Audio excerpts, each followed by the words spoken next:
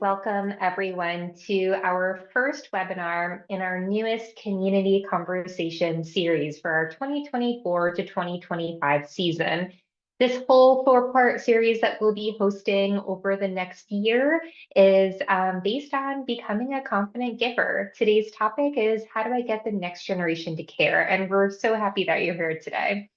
My name is Lori. I'm the Director of Marketing and Communications for Central Florida Foundation. And before we jump into this webinar, I'm going to share with you just a couple things that are going on with Central Florida Foundation. First and foremost, if you enjoy this webinar, you might enjoy the next one in this series. We'll be hosting another one again in the fall in October 22nd. It's a Tuesday at 11 a.m. And the topic is, how do I trust who I give to? If you're interested in signing up, you can go to cffound.org. That's our website, cffound.org. And you can sign up there and register, and we'll see you back here in October. Next, I invite you to take a look at our first You Talk podcast. We have a full first season now live for you to take a listen to. For the topic that we're covering today in this webinar, I would really recommend listening into the episode on Are You a Philanthropist? But we have a whole slew of episodes that you can take a look at and give a listen to. You can go to our website at cffound.org/podcast to find and learn more about it. Or you can just search wherever you listen to your podcasts and find us there. We're under First You Talk.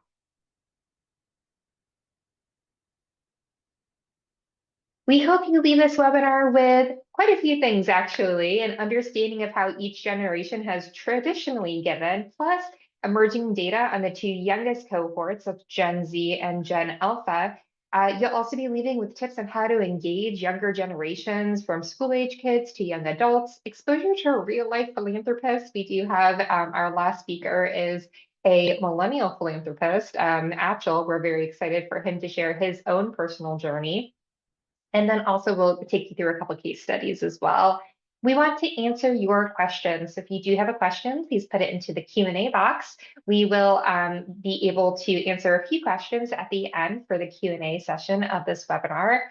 And finally, we'll leave you with a few practical resources that you can use in your own personal life as you engage the next generation of philanthropists.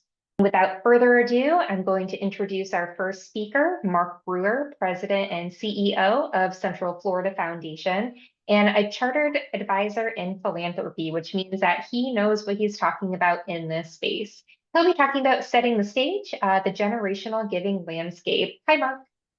Hi, Laurie, and thank you, and good morning, everybody. So I want to start this component of the conversation today with a little bit of background and data to help you understand the motivations of the generational cohorts. So we, in essence, have many generational cohorts, but we're only today talking about 5 of them, which are currently in the giving space, right?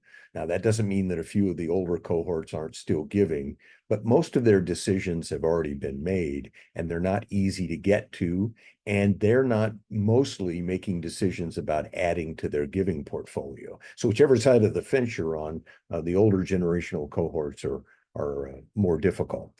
So we're going to start with the ones that you know best, and I want to start with a little bit of history around the baby boomers. And we'll start that on the next slide so you can see these 3 cohorts together. So boomers are well-known, well-hated, well-misunderstood for everything they did. So you're talking about more than 70 million people who, in essence, set the world's consumer and giving strategies in place because there were so many of them. Now, this generation was taught to give when they were asked to give. Now, today we call that transactional or retail giving, and it actually isn't the best kind of giving today because boomers, for the most part, needed to be asked by someone to give. Now, as they got older, they moved into a space in which they began to be more strategic about their giving and to make decisions about making gifts beyond just annual campaign gifts. But boomers were people that like strategy and they spent a lot of time looking at it. The next generation is Gen X, 44 to 59 years old today. This generation is a very independent and very skeptical generation about many things. They're very entrepreneurial, and their general belief is that if there's anything going on that we haven't changed for a while, we should probably just go ahead and change it because we haven't changed it for a while. And they tend to be skeptical about everything big, big government, big corporations, big philanthropy. And so they like to know what's going on before they get too involved in it. Which makes them a bit unusual, where baby boomers will give when they're asked once they understand what it is or they get a tour of it. Gen Xers kind of want to dig deep. They want to get into it, understand the business model, how it operates before they start making gifts to it. The third generation we'll look at is millennials, the most researched, most talked about, and most misunderstood generational cohort of all time. They're 28 to 43 years old today, which means they're entering, I hate to say this if you're a millennial, they're entering middle age, middle wealth creation, and they're right in the middle of families. And so they are a unique generation in that they're building wealth and building their own structures and strategies for doing things. There are some things we know about millennials that are really important. First, they're not necessarily institutional givers by nature. They're looking for connections to things. They tend to be very socially engaged in the things they care about, and they don't plan it, right? They're always on the lookout for something that matters to them. And if it clicks, then they'll tend to get involved. They also are a peer generational cohort, which means if all my friends and people I know are getting involved in something, I'll likely take a closer look at it than I would if you just called me up and said, why don't you take a look at this? Now, this generation is looking for connections, but the data are not clear about how you get all of them together. I'm going to give you some tips in a few minutes about how you might get your friends involved in things. Now, I want to take a look at, because there are two other generations. I want to make sure that we're clear about these folks. This is the looking forward piece. And the first of those generational cohorts is Gen Z, which you're seeing a lot more of now than you have in the past. They are 12 to 27 years old, and they're interested in giving to solutions, but not overly interested in processes. In other words, they're not as socially connected as millennials are to other people doing things. They tend to like to recruit friends and peers to come and do things with them. But they don't follow their peer groups around all the time. They tend to be a little more independent in their thinking. And then, as Lori said, the alpha generation. So whenever you get to Z in the alphabet, after you've named all the generations, and by the way, there are 7 more generational cohorts identified behind baby boomers that we're not talking about today because they can't give anymore. They're older or not here anymore. So Gen Alpha is the restart then of the alphabet, 0 to 11 years old, still in development. I want to make sure you're clear that all data on generational cohorts is developed in the ages of 10 to 20. So this new generational cohort is too young. We have next to nothing on them now, but you'll start to see data fall from this group pretty quickly. So we'll take a look in a few minutes at the impact and how this generation will give, and we'll look at it because they are the children of millennials. So here's something you don't normally have that works pretty well in this space, and that is Gen Alpha is connected to their millennial parents, unlike Gen Z, millennials, Gen X. They were not all connected to their parents and how they gave. So the alpha gen is going to be a little bit different in the way they take in what they learn and see. And that should give you some hope that you can have some influence on your children and how they might give. Now, I want to talk a little bit about data, and I want to talk about the data around giving over the last 2 to 3 years.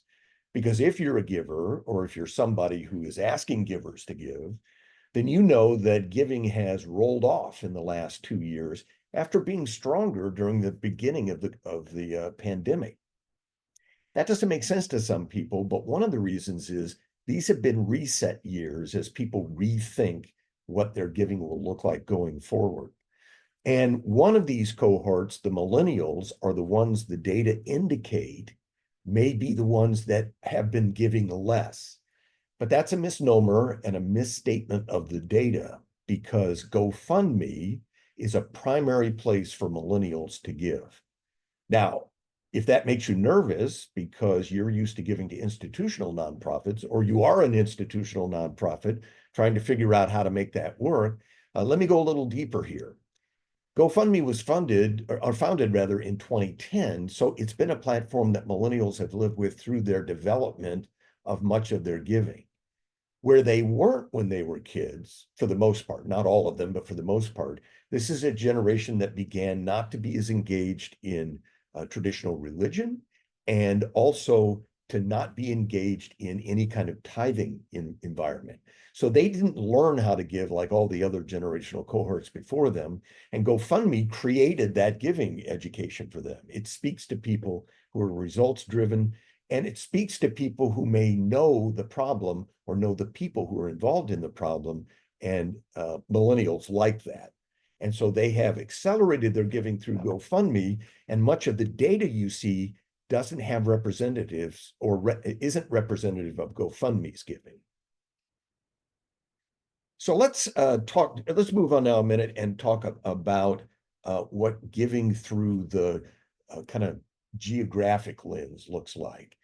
Geographic lens is something that only older generational cohorts take to heart, right? So if I say the word geography, if I say the word community to a baby boomer, they'll almost always think of community as the geographic space they live in, their city, their county, their region, their state. If I say community to anybody younger than a Gen X person, they will likely think about groups of people I'm involved in, groups of people I know, things I'm engaged in and care about. These are all communities, but the geographic lens isn't as strong for them because they tend to think they're not going to be in one place forever. And they think about their lens as being something that is more about the people that are around them. So in the next slide, you'll see that that geographic lens has this impact only occasionally. It used to be that you would take baby boomers into a room together and you would show them the impact of a problem in a geographic space, and they would gather around that and go look for ways to solve it. That's not something that the younger generations have had a lot of experience with yet. So while younger generations tend to give more internationally, a whole slew of other factors contribute to this answer. And one of them is the number of people in our very diverse community who came from somewhere else and are in an evolution. So they may give here, but people who come here tend to give where they came from first and then make that evolution over time. And the reason for that is they have family, friends, and many years of experiences somewhere else, and they don't make that transition to Central Florida and then begin all in here. It takes some time to get that done. So with that in mind, I would say that the next thing to think about is that all of the data indicate that everyone is looking for a reason to get involved and give, but it might look different from how you think about giving and how you give. When I look at large scale data around people's feelings of the future, like, are we going to be okay? Or are we not going to be okay? When people think they're not sure or confident about the future, it's usually because they can't find a lot of people doing it the way they've always done it. And it begins to make them think that nobody must be doing it at all if they're not doing it like I do. I would say that people across generational cohorts have many reasons for giving, and this is about conversation. I was talking to someone the other day and giving them a little bit of history about the nonprofit sector. If you go back 50 or 60 years in this sector, it was mostly associations of people who came together because they wanted to talk about a problem and then figure out how they could be involved in solving it. So maybe it means a letter writing campaign to my elected officials. Maybe it means I need to give money to a group or organizations that are functioning in this space. Or maybe it means I need to raise some money with other people and go solve the problem, and we can do that without an institution or an organization. But it all started with a conversation with an open mind in some respect. We're not doing that much anymore. Most fundraising is done in a much more professional way that tends to mimic sales process and not giving process. So if I know that you've got a reason to give and I just need to figure out what it is or what you're interested in and how to help you with that, that's a different conversation than me offering you 5 different ways you could make a gift to me and then telling you how much that gift should be. One is more a retail transactional sales structure. The other is me trying to engage you on the bus with all of us who are going off to try to solve this problem. Next.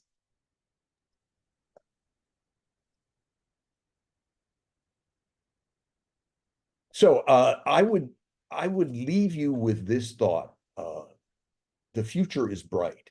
And contrary to the fact that we don't all give the same way, having conversation across generational cohorts and data connected with that indicates a very important thing. And that is, even if we don't all do it the same way, we all do it. And we just need to be together in thinking about how that happens. The purpose of looking at data about generational cohorts is not to separate them. It's to target and use language in different ways, but it never means that we're going to break the community up into a bunch of different cohorts and not ever bring them together in the same space again. That's the future of community in Central Florida, and it's certainly the future of the nonprofit sector in Central Florida. Thank you. Thanks, Mark. All right. So with all of that history and data, we're going to move on now to our next speaker. We have Nicole Donelson. She's our VP of Philanthropic Strategies and Partnerships. She's also a chartered advisor in philanthropy. And with Nicole, we're going to be leaning in on family philanthropy and what that means. Hi, Nicole. Hi, thank you, Lori. I'm so excited to be here today to talk to all of you about this topic. I love listening to Mark share about the different generations because I think it's so important to have a lens as you're connecting with the next gen in the family and understand the perspective that they sit at, both for yourself and for those that are there around the table with you. The question that we're trying to address today is how do I get the next generation to care? And when we talk about caring, I think we're trying to say, how do I get them to care about being philanthropic and giving back to the community or giving back in some way? And remembering and keeping in mind what Mark talked about with how we think about giving, that it's not necessarily the same definition for everyone across the board. For some, it's traditional philanthropy of giving back, but for others, when you think about the GoFundMe culture and other ways that people are connecting to give to friends, neighbors, that they consider that as giving back and caring about the community. So let's start with a simple definition of what is philanthropy, family philanthropy, excuse me. It's using the power of legacy and shared values to create positive social impact. Keeping in mind that how we define family is very fluid. So what you might think about as family may be, your core family unit. And for others, it may be people who are not technically part of your family, but are part of that family unit. I think a lot of us have individuals that we have as friends that we call aunts, cousins, uncles, and who do you want to be around the table and being a part of giving back? And there are a lot of families that I work with in my role where it's a husband and a wife and they don't have any children, but they have nieces and nephews and they want to engage that part of their family. And so this is a great opportunity to also consider how can you leverage philanthropy to be a bonder. I think we're all familiar with the fact that some families will have interesting dynamics. We don't always agree on the same things. There may be different perspectives around the table, different political views, and philanthropy can be a really great way to find some common ground and neutralize and connect together and find another way to think about how the family unit functions. And again, how you define that, it could be a couple of generations to multi-generation. So where do you start? And I think that's a question that comes up a lot. It seems obvious, but the first step, it really starts with you. You may be very involved in the community and thinking, if it's about your kids or your grandkids, concern or worry that they don't care about giving back in the same way, that they're not involved. What am I going to do? And I think one space too is how is this visible? How is your engagement being visible to the next generation? Do they see you doing the work? Are they around the table with you? Are they volunteering with you? Are they participating in conversations? And especially for families that have younger children, I think it's easy to assume that they should understand the issues and the work that's happening, but it's very likely that they don't. So are you also asking the questions to them?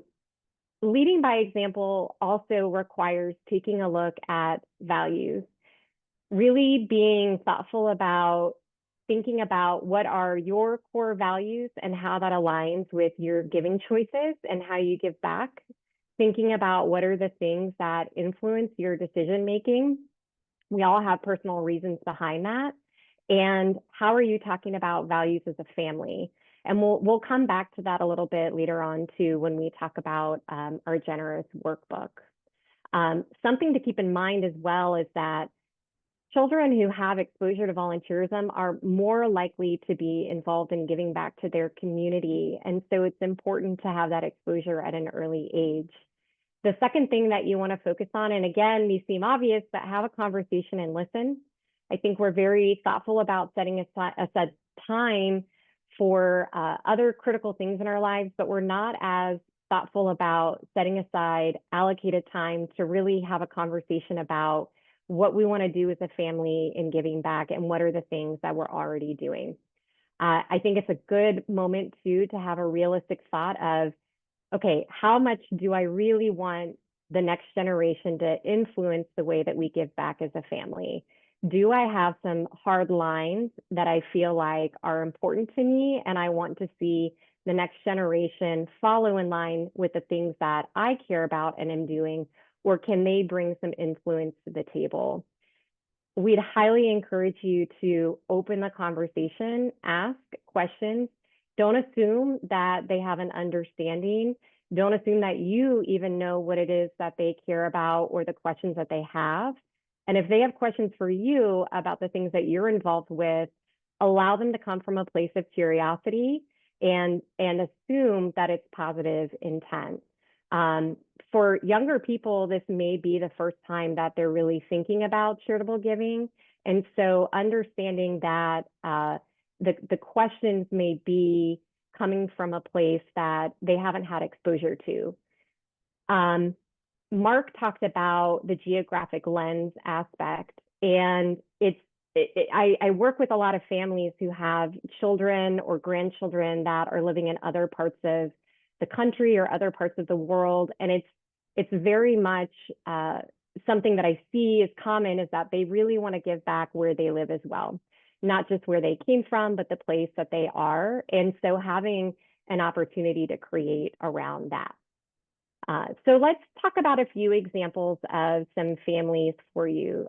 In this instance is a young family. They have school-age children, Alberto and Joyce, and their 13-year-old son and 15-year-old daughter are starting to become more involved. The couple has been very proactive in giving back, and it's very important to them to be able to include their children in the decisions that they make moving forward. They are currently using a donor advised fund for their giving, and it doesn't really matter how much they're giving back, but they really want to have their kids have a voice in where they're choosing to give. One of the obstacles that they're facing is that their son, who's 13, is having a hard time picturing the nonprofit efforts that his parents are talking about. Oftentimes, first generation will experience certain challenges and hardships, and that's where they choose to give back. And they very often work hard to ensure that their children don't face similar issues. And so they may not have had exposure. And so giving them an opportunity to have hands-on exposure, having conversation is important. In this instance, the family decided that they wanted to bring the children to some of the nonprofits to see what they're doing, have that hands-on opportunity, do some hands-on volunteering, and incorporate them into an annual conversation around how they want to give back and set aside that time intentionally. Another example is through a more built out, sophisticated lens with multi-generation through a family foundation. In this example, the family foundation has a second generation family member serving as the president. Her name is Sally. She very much wants to honor her father's intent and takes it very seriously, which is a focus on supporting agricultural education. However, they really want to involve the younger generation of the family around the table, but getting their buy-in has been a little bit challenging because they would prefer not to have it be as structured as it is and see the world a little differently and want to have their voice involved while still honoring her father's initial intent.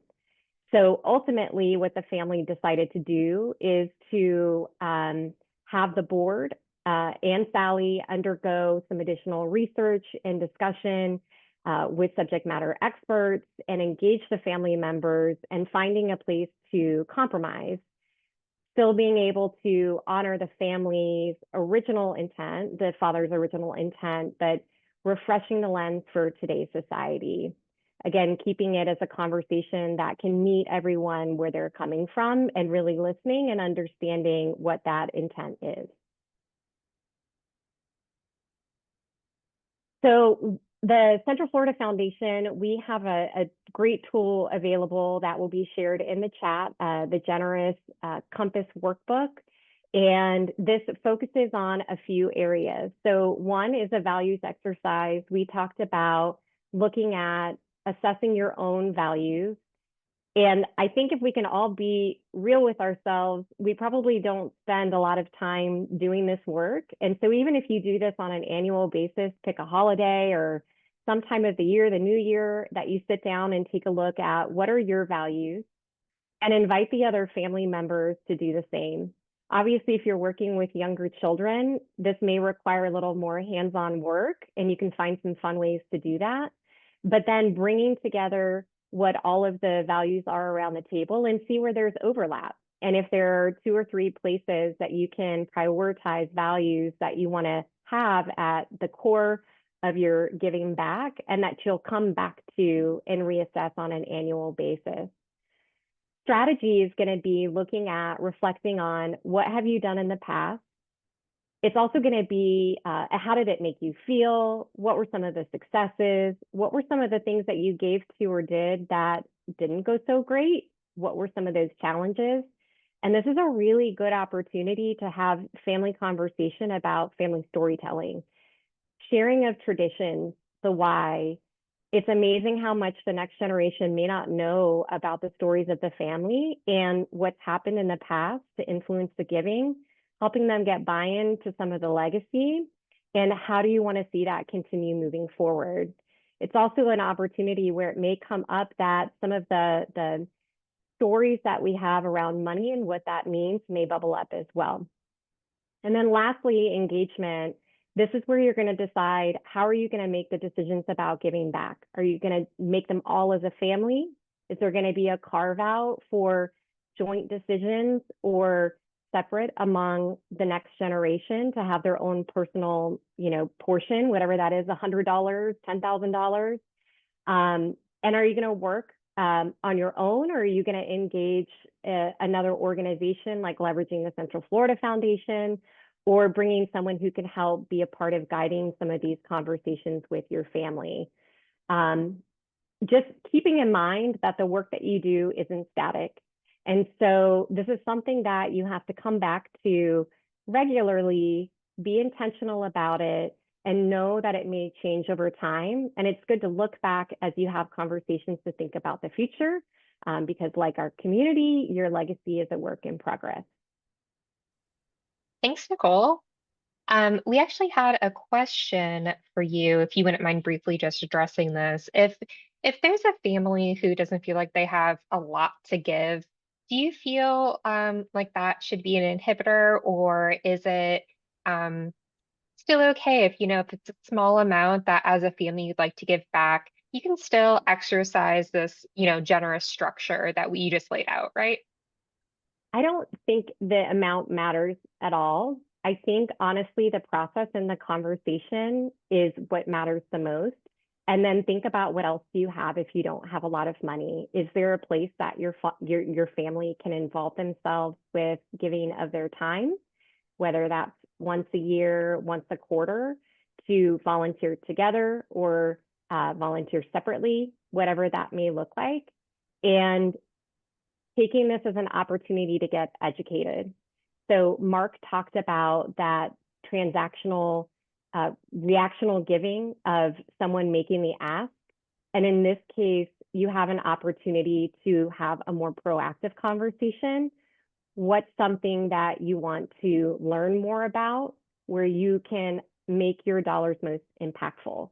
And so whether it's $10, $100, $1,000, $10,000, just having the opportunity to create conversation will better prepare you, especially in the future if you have an opportunity to give back more.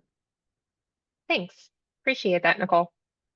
All right, and we are going to introduce our final speaker for today. Don't forget, we do have a Q&A at the end, so we'll have a little bit more conversation at the end. Our next speaker is Achal Aggarwal. He is a board member on his family's foundation, Aggarwal and Gupta Family Foundation. He's also a board member for Central Florida Foundation as well, and he's a philanthropist in his own right. Welcome, Achal. Thanks so much, Lori.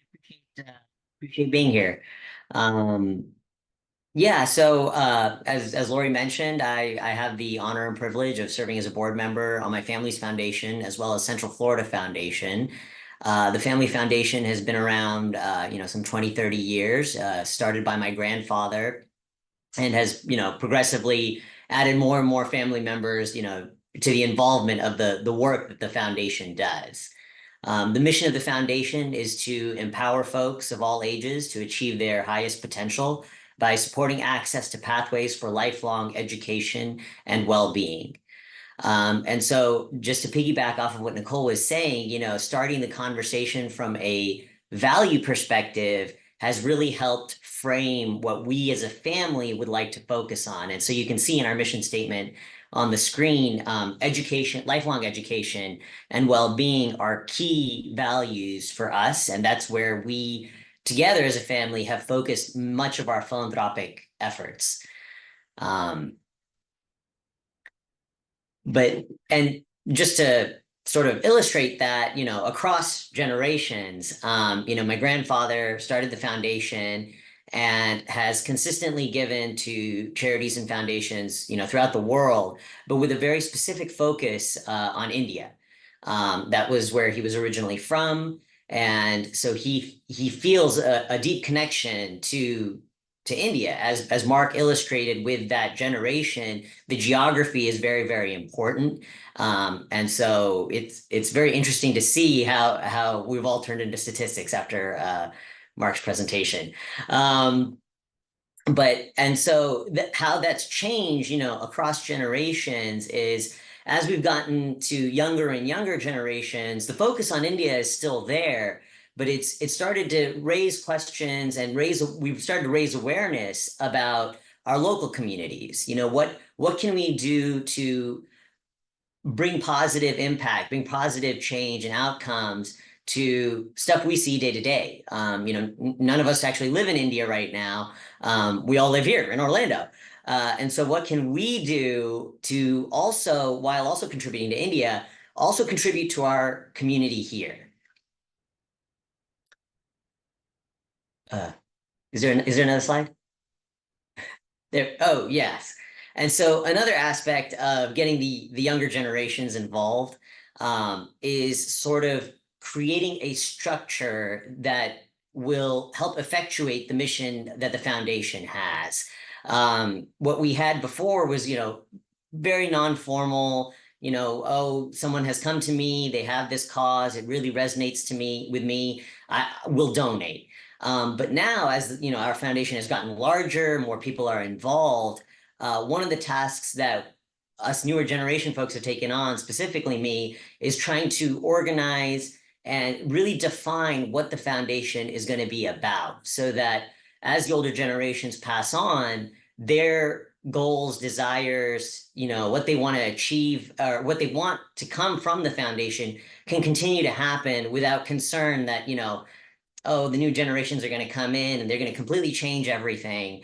And what I wanted won't get to happen anymore. And so we're really focused on creating structure, identifying, our supported organizations effectively, and really cementing in our organization, these are things that we will continue to support, no matter what. We're always happy to add things, but there are certain things that the foundation was established for, and we're going to ensure that we can continue that work.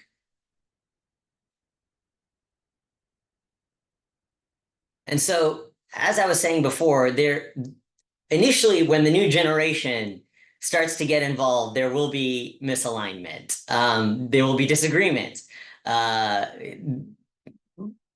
Suffice to say, there might even be a fight. Because as Mark was saying, as a newer generation, we are starting to focus a little differently on, how we give. I think that the GoFundMe is a very interesting example of this, because that is something that is truly, like a particular cause driven. I can go on GoFundMe, I can look through 100 causes, and the ones that resonate with me, I can donate to. Whereas before, for the older generation, it was, well, we have identified serious, broad issues that really resonate with us, and we are going to dedicate however much we can to solving that. And, the geography has definitely come into play there. While we've given, again, lots of our focus is on charitable causes in India for children with disabilities, kids not having access, kids in rural villages not having the access to education. The younger generations are experiencing something very, at least something similar here in Central Florida. I have been to schools where I thought that they were underfunded and not equipped as well as they could be. And that was like, oh my gosh, like this is something that we can help with right here, not only just in India. And so we've done a lot of work cross-generationally to bridge that gap, because there isn't actually a disconnect. We are aligned in the sense that we want to support access and pathways to education. It's just maybe we want to do a little bit more here versus we want to do a little bit more there. And so the impact of doing it together has been tremendous. Can you go back one?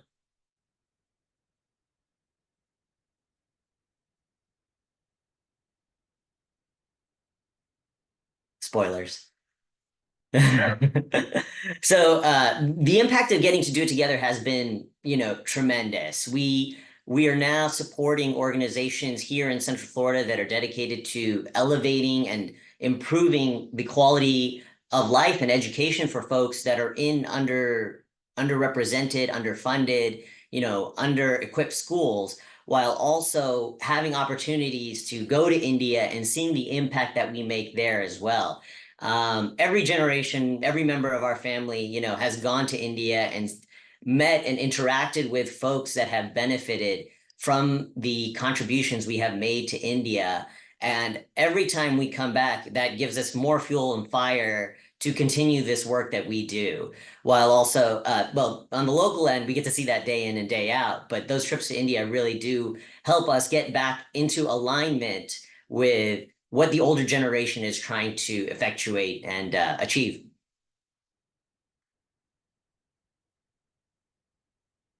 And so this is our newest generation. We have a Gen Alpha at home. And we are thinking about how to get him involved, at least with the exercise of philanthropy. We have this philosophy at home, and I'm sure it's all throughout Central Florida Foundation, but philanthropy is like a muscle. And if you don't exercise it, it can very easily, go by the wayside. But if you at least practice engaging and giving and volunteering, it becomes easier and easier, but you have to keep doing it. And so for example, things that my wife and I focus on in our own personal lives, in our own personal philanthropy is we donate every year to Russell Home. We're avid members of, Florida Conservancy, the Nature Conservancy, Equality Florida, things like that, which, don't necessarily have to relate or connect to any other generation or anybody else, but that's what we are invested in. And that is stuff that we plan on taking. Arjun is the name of my son. We plan on taking him, to these charities and things like that to see the impact that they can have on his life and on the life of future generations. There's, this question of how do I get the next generation to care? It's a good question, but I think the ultimate question is how do we get the next generation to participate? I personally believe every generation cares. Every generation gets to wake up and see what the state of the world is and ask the question, what can I do to make it better? And what can I do to involve the next generation to make it better?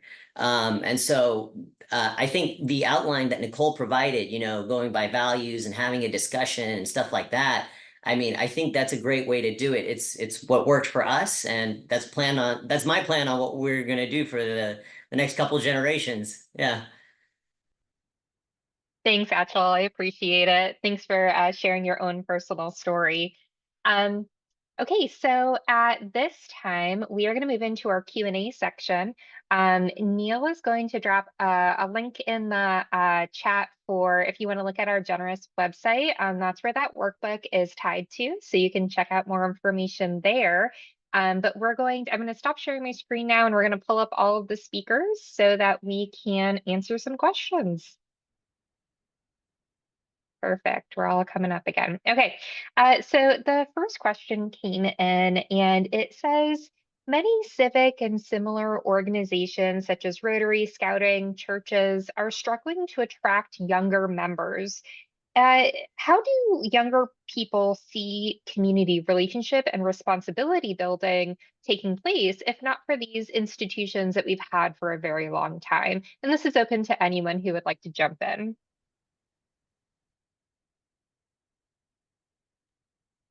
So certainly not all at once. Go ahead, Mark. So there are a lot of data around the community piece that I mentioned earlier. So younger people tend to create their own communities around things they care about and then engage. And what I would say and I say this to people all the time, if you want to attract younger people to a mission or to something in the community, then you have to have younger people involved to invite younger people, right? It's not like I can go out and invite young people and they'll all just hover around and show up, right? Younger people tend to want to be engaged with things they see other people engaged with that mean something, whether that's family or extended community, whatever that community is. I think I'd also add that just as we talked about with family philanthropy, of having the willingness to come to the conversation and be open to hearing back from the next generation on the things they'd like to see take place, is the willingness for some of these tremendous organizations that have legacy and tradition be open to evolving and changing. So I think one way to absolutely turn off someone from the next generation is to say, well, that's just the way we've always done it. And having a willingness to say, okay, we're open to hearing what could we do a little differently or think about it differently, and what might that look like? I do believe that younger people see a value in being around a table or in a room or a conversation with individuals who are more senior and have different experiences and tenure and knowledge and want to have that interaction. But I think they also want to understand that it's a dual way road, and that those who are there with the experience and tenure are interested in hearing from them too. And so where that is a very visible opportunity, I think that helps to open up the doors. And I would just add to Absolutely. that, I have to say this about Achal because it's his values and his connection are driven by his family, right? And then he has his own universe that he's come into. But he is also the third generation of his family to serve on the Central Florida Foundation board. So when people are engaged in things at a higher family level and they kind of follow in a path of things that are important to them, then that engagement creates experiences that helps them form the very things we've been talking about today. The one thing I hate to have this conversation divert into is, well, how do we just go out on the street and pluck some young people and then bring them in and get them to write checks? How do we do that? Right? Because it doesn't work like that. Yeah, absolutely. Kind of on that note, to pivot a little bit, I have another question here that says, this generation, so I'm assuming this person is probably talking about millennials who are hitting middle age and then maybe Gen Z. They don't feel like they're doing as well financially as their parents who were maybe baby boomers, have done. So what what can we do or older generations do to encourage or help those who feel like they don't have a lot to begin with to kind of spread around some of that income to maybe other organizations or nonprofits when they themselves don't feel like they're doing as well as their parents did, who might be more inclined to give? Having been at this as long as I have, being the old guy in the room, let me just say that when Gen Xers first came along, everyone was concerned that that would be the end of the world because this generation wasn't going to give back. They weren't going to be a part of anything. And then when millennials came along, for the first 20 years of millennial being, it was, oh my God, this is the end of the universe. These people are not going to do it the way it's always been done. And so the thing I would say is that the data are clear on this. Engagement leads to investment. It's not the other way around. It's not, people don't write checks and then go, well, maybe I'll get to know you better. They get to know you better and then they engage and write checks, right? So at the end of the day, I think what everyone in the community needs to be thinking about is how do we create engagement? I always tell the story about Bill Gates because he tells it in a very humorous way. But when he's the richest guy in the world and friends with Warren Buffett, the other richest guy in the world, and when he was a kid, his mother was the campaign chairman for United Way, and she would drag him through neighborhoods, going door to door to talk to people about the issues in the community and what the United Way was doing about them.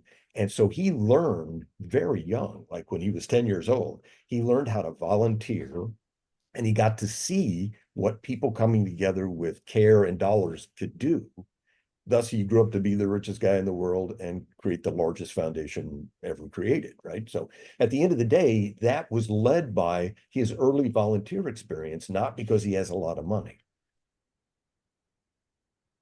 Achal, did you have something to add? No, I think Mark capsulated it pretty well.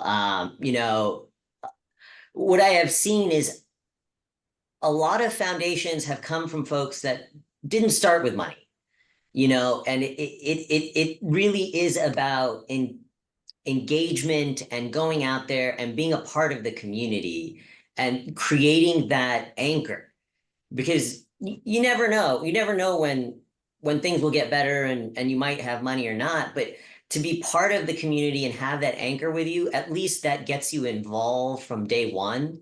And that still makes a difference. I think we not necessarily undervalue, but I think we overvalue the impact that money can have on a cause rather than getting folks together to come up with a solution.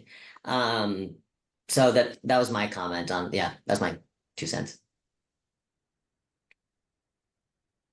Absolutely. Yeah. We're going to move on to another question that we just received from Krista, who is here. It says, is it possible to create community dashboard where the need and impact of an organization is transparent? So you adults and young adults and children can decide how they want to be engaged. Well, I would love to share with you about our dashboard. We have a nonprofit search. I'll ask Neil to drop the link in the chat so you can check it out, but it's nonprofit-search.org. And it is a searchable database of local nonprofits, and it shares a lot of their information that they provide, and then it's validated by the foundation. So you can check out, you can search for by interest area, you can search for specific nonprofits, and check out their financials, governance, management, and a whole need statements. A lot of information is there, in addition to how to connect to them. Their website is linked, as well as social media links as well. So we really encourage you to do that. And we'll take a little bit of a deeper dive into that in our October webinar, where we talk about how do I trust who to give to. We'll go into how to independently determine that. But does anyone have anything to add to that question? I will say, I usually tell people, especially when they have kids that are not here in Central Florida, or they're looking to give back in a different community, because not all community foundations have a nonprofit search or something similar. And GuideStar and Candid, some of the tools that are out there are hard to necessarily get a fully transparent view. But we are a community foundation for the Central Florida region, and I do encourage them to connect with their local community foundation that has a lot of knowledge or may have a similar tool that you can learn about what's happening in the community. We are always happy to work with families to help them better educate themselves or their children, next generation, around what are the things that are happening in the community that are most pressing. And so that, leverage your local community foundation as a resource as well, where you can't find it. Absolutely. We have time for one or two more questions. While we answer these last two questions, I'm going to have Neil put the link to a survey in the chat box. This is just going to be a really brief 1 to 2 minute survey on how you enjoyed your webinar experience. I'll also send it in the follow-up email if you don't catch it, but we would appreciate your feedback on this webinar. Another question that we had submitted is from the perspective of a nonprofit. A donor appreciation event, a lot of them are designed for older generations. And this person is wondering, what are the some of the best ways to encourage younger donors to give, and then create a relationship with them, when a lot of the ways that possibly galas and other ways that we've traditionally thanked people or had fundraising events, how do we shift that to really attract a younger generation?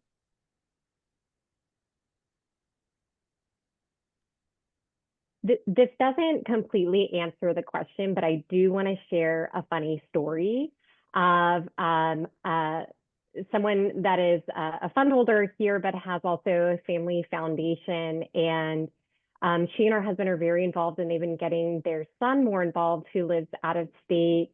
And he has a portion of dollars that he can allocate to give away. And he was telling his mom, this younger woman from this nonprofit kept calling him and emailing and reaching out. And he finally called her and said, I have a girlfriend. And the traditional thought of stewardship of she's trying to get a coffee to meet and talk to him about the nonprofit, and he perceived it as she's trying to ask him out. So I just wanted to give a little funny story, because I think when Mark talked about the generational differences, that how different generations want to engage or just understand that they may not be as familiar with the idea of a nonprofit, connecting with them, wanting to grab coffee or whatever that may be, and that the dynamic may be different for stewarding. Actually, at this point, I don't know which generational cohort owns Let's Get Coffee, but I can tell you that I'm overwhelmed at the number of people that want to have coffee with me. I don't know who they are. I don't know why they want to have coffee with me. I'm pretty sure they're not trying to date me, but they just want to have coffee with me. And so just know that, to Nicole's point, that it doesn't always translate across. I will tell you two things that nonprofits have good success with. One is experiential opportunities, bringing younger people together around an experience. that isn't a black tie dinner. Yeah. Because they really like that. They get a chance to get into something, understand how it works. And there's been a lot of good success across the country by bringing small groups of younger generational cohorts together and presenting them with the mission and a set of problems that the nonprofit has, and asking them, what's your solution to this? What would you do in this space? Because it gives them a chance to ask the questions they want to ask instead of you presenting to them what you want them to know. And that's engagement, right? If they want to get together and help you figure out how to solve the problem, they'll come back. Yeah, absolutely. And I think that really goes back to being open to a conversation and just listening to what people want to know, regardless of the generation that they come from. We're going to end our webinar with one last poll. I promised one, and I am putting it up there to see, hey, did we change your mind at all? Did we make you feel a little bit more optimistic with how the next generation might feel about charitable giving? So we'll leave that up there for a moment, and then I'll share the results. So stick around. We're going to leave this open for 1 minute, and then I'll share those results with you. Yeah. So It is a while good we're sign, a little more optimism from the crowd. yeah, no, we're going up on those. So that's good. Trust me, it's all Another, going to work out. It's all going to work out. I think that's the message at the end of the day. It's all going to work out.